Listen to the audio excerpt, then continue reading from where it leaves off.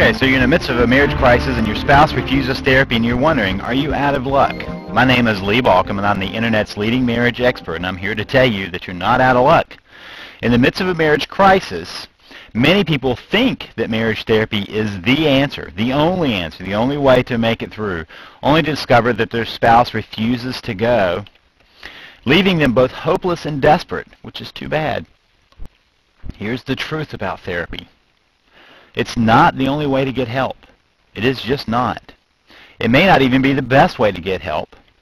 And in fact, therapy has a very poor record, and I'll go one step further than that. Therapy is just not for everyone. It's just not for everybody and how they process the world, and I'm a therapist. So here are some therapy facts for you to understand. First, more than 50% of couples who go to marriage counseling end up divorced, and that's a slightly higher rate than the general public. Now, these facts all come from studies that have been replicated time and time again. Now, only 10 to 15% of people who even go to therapy report any improvement. Imagine that. 10% of the couples who show up in a therapist's office will show any improvement, 10 to 15%. And I'm telling you this, and I'm a therapist who used to do marital therapy like everybody else.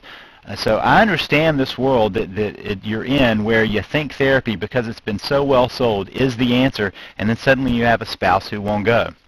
Many people find therapy is just not the way to fix their marriage. Therapy is not for everyone. Particularly men have a hard time with therapy, but some women also have a very hard time with therapy.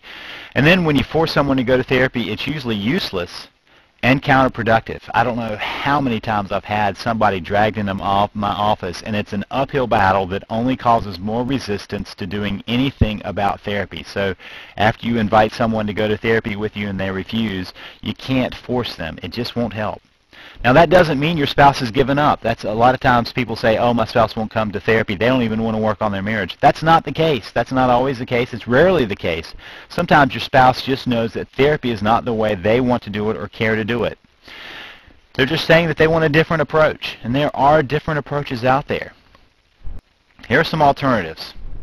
Marriage retreats, great opportunities. Weekend retreats, there's some places that even do week-long retreats, just intensive places to deal with the marital issues without it being the two of you with a therapist. It puts you in a larger context, that there may be a therapist or relationship coach or educational folks who can help you understand from kind of an intellectual point on how you need to move forward, and then you do exercises instead of having to deal with the therapist. Excellent way to do it. A marriage workshop, the difference is, for marriage workshops, you usually don't go away for them. A retreat, you go somewhere else. Marriage workshops might be held in a local church or a local synagogue or local community center. Somewhere would have a marriage workshop that doesn't require you to actually leave town. You can go to the seminars. They may be once a week, once a month, once every few days, those kinds of things. Those are excellent ways of doing it.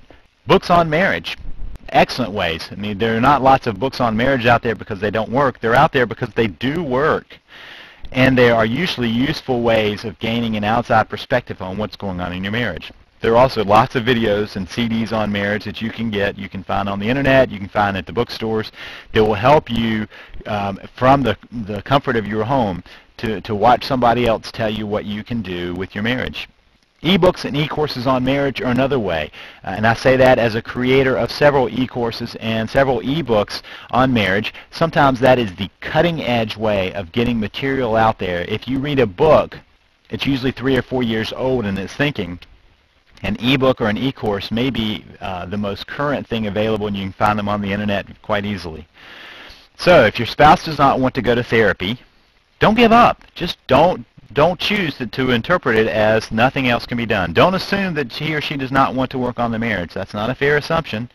And finally, try out some alternatives. And that doesn't mean you go buy a book and put it on your nightstand. It doesn't mean that you buy a video and stick it up on top of the TV. You actually have to apply these things. They don't work by osmosis. You have to actually try them out. So try out some of the alternatives.